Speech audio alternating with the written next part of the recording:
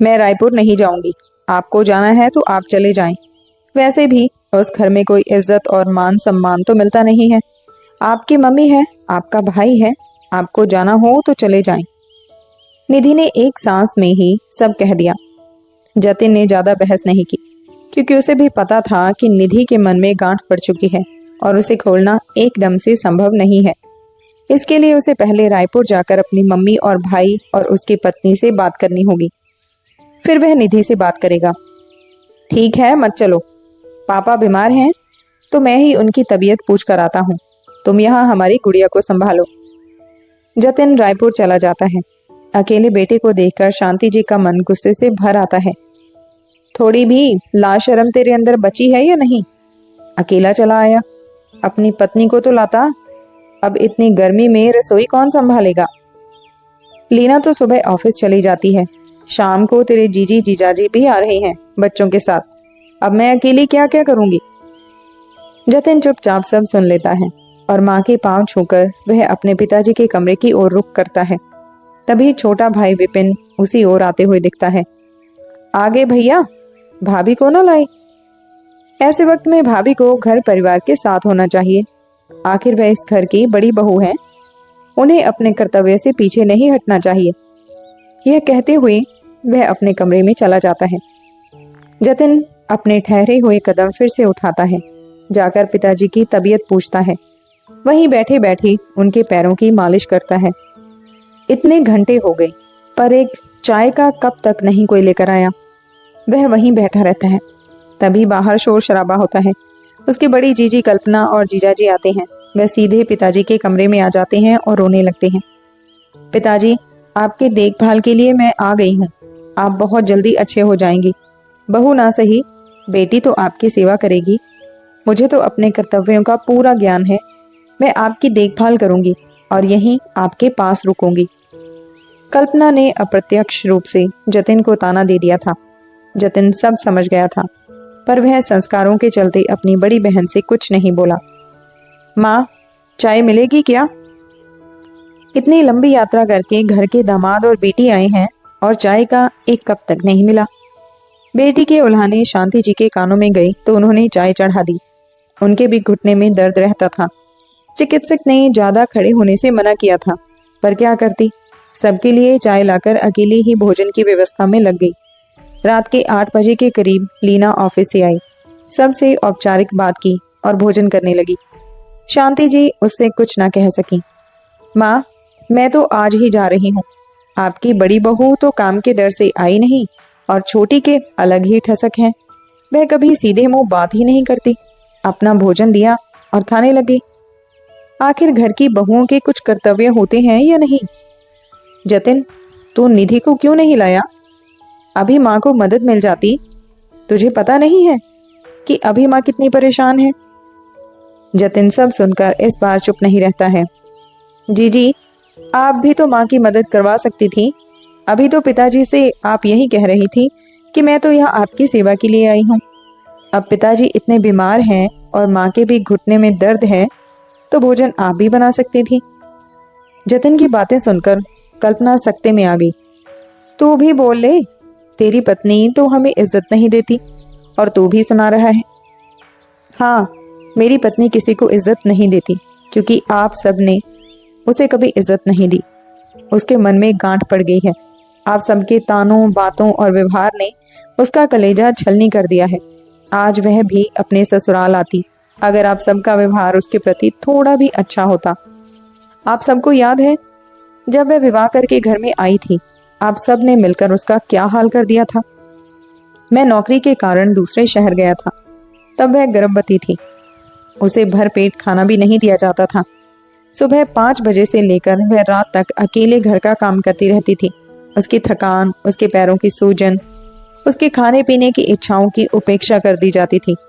माँ की तरफ मुंह करके पूछता है, माँ, आप तो खुद 3 बच्चों को जन्म दे चुकी हैं। आपको नहीं पता था कि गर्भावस्था में एक होने वाली माँ की क्या इच्छाएं होती हैं? उसे किन शारीरिक और मानसिक परेशानियों का सामना करना पड़ता है। उस वक्त आपके तानों से ज्यादा उसे आपके ममत्व और आपकी देखभाल की जरूरत थी। क्या कभी आपने उसकी पसंद पूछकर उसे उसकी मर्जी का कुछ भोजन बनाकर खिलाया था और आप उम्मीद करते हो कि वह यहाँ आती और आपके बेटे बहू की खातिरदारी करती। यह सुनकर शांति जी ने अपनी नजरें झुका ली। जतिन इस पर भी चुप नहीं हुआ। कल्पना जी, आप भी तो माँ थी। उस समय होने वाले दर्द को आप निधि का नाटक क्यों बताती थी? सिर्फ इसलिए कि वह एक बहू है, और बहू का दर्द सिर्फ नाटक ही क्यों समझा जाता है? उसकी तकलीफों को नजरअंदाज क्यों कर दिया जाता है? आपका भाई कुछ महीने यहाँ नहीं था तो आपको उसे बहन के समान स्नेह देना चाहिए था। मेरा यह छोटा भाई, इसने तो मेरी पत्नी को नौकरानी ही समझ लिया था। गर्भावस्था में उसे बोलता है कि बाहर खड़ी कार साफ कर दो। जब निधि ने मना किया तो कहता है कि आप रोटी तो भरपेट खा लेते हो, कार साफ करने की ताकत नहीं है।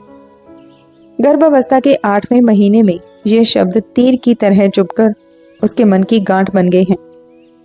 विपिन ऐसे वक्त में देवर भाभी की ताकत बनते हैं, उसके भाई की भूमिका निभाते हैं, और तूने अपनी भाभी को परेशान किया। तुझे घर की बड़ी बहू के क्या कर्तव्य हैं ये तो याद है, पर भाभी के प्रति तेरे क्या कर्तव्य हैं ये याद नहीं है। यह सुनकर विपिन ने भी अपनी आंखें झुका ली। जतिन फिर भाई की पत्नी लीना से कहता है, लीना, देवरानी तो जेठानी की सबसे अच्छी सहेली होती है। उस वक्त तुमने भी अपनी भाभी का मन दुखाने में कोई कसर नहीं छोड़ी। जब मैं यहाँ नहीं था तो तुम्हें अपनी भाभी का ख्याल रखना चाहिए था, पर तुम हमेशा से इस गरूर में रही कि तुम बहुत अच्छा कमाती हो। उसकी तकलीफों को अनदेखा कर दिया, कभी किसी काम में सहयोग नहीं दिया। मैं आप सबसे यही कहना चाहता हूँ कि परिवार का तात्पर्य यही होता है कि वे अच्छे और बुरे समय में एक दूसरे के साथ रहें। मैं नौकरी करने बाहर गया था, मुझे वहां पूरी व्यवस्था करने में कुछ महीने लग गए। तब तक भी आपने मेरी पत्नी का ध्यान नहीं रखा और आशा करते हो कि वह आप सब की सेवा करे। आप सब यह चाहते हैं कि निधि इधर आए, घर का काम करे, हम सब की सेवा करे, अपना कर्तव्य निभाए। लेकिन आप सब ने अपने कर्तव्य कब निभाए? घर की बहू तो हमेशा अपने कर्तव्य निभाती है, लेकिन ससुराल वालों को तो अपना कर्तव्य निभाने का अवसर कम ही मिलता है। एक बहू जब गर्भ अवस्था में होती है तब उसे सबसे ज्यादा प्यार और देखभाल की आवश्यकता होती है। यही समय होता है, इस समय की गई देखभाल को और इस समय की गई उपेक्षा को वह जीवन भर नहीं भूलती। अगर आप सब सेवा करवाने के अधिकारी हो तो देखभाल करने के लिए भी आगे आना चाहिए। वे घर की बहू है, इसका मतलब यह नहीं कि वह सब कुछ सह लेगी और कुछ नहीं कहेगी। निधि अभी इसलिए नहीं आई कि उसके मन में कुछ गांठें हैं जो उसे यहाँ आने से रोकती हैं। वह बहुत कुछ जरूरी होता है तभी आना पसंद करती है। ससुराल में प्यार और सम्मान मिले तो बहू भी बेटी बन जाती है। अगर प्यार और सम्मान नहीं मिले तो बहू घर की भी बहू नहीं रहती। अगले महीने गुड़िया का प्रथम जन्मदिन है। उस अवसर पर आप सब आइएगा। आपस में बैठकर मन की गांठें खोल लीजिएगा। कोई भी रिश्ता तभी फलता फूलता है जब उसमें कोई गांठ ना हो, वरना वह मात्र एक औपचारिकता बनकर रह जाता है।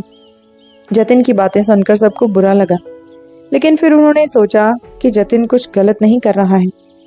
निधि ससुराल वालों से कटी कटी सी रहती है, आती है तो ज्यादा बात करना पसंद नहीं करती और ना ही लंबे समय तक रुकती है। जतिन अपनी ओर से निधि के मन की बातें कहकर चला गया। उसे पूरा विश्वास था कि उसके परिवार वाले इस बारे में सोचेंगे और गुड़िया के जन्मदिन के शुभ अवसर तक पिताजी ठीक हो जाएंगे और निधि के मन की गांठें भी खुल जाएंगी। पूरा परिवार एक हो जाएगा। तो बस ये थी आज की कहानी। अगर आपको कहानी पसंद आई, लाइक शेयर जरूर करें। चैनल पे नए हो तो प्लीज सब्सक्राइब भी जरूर कीजिएगा। धन्यवाद।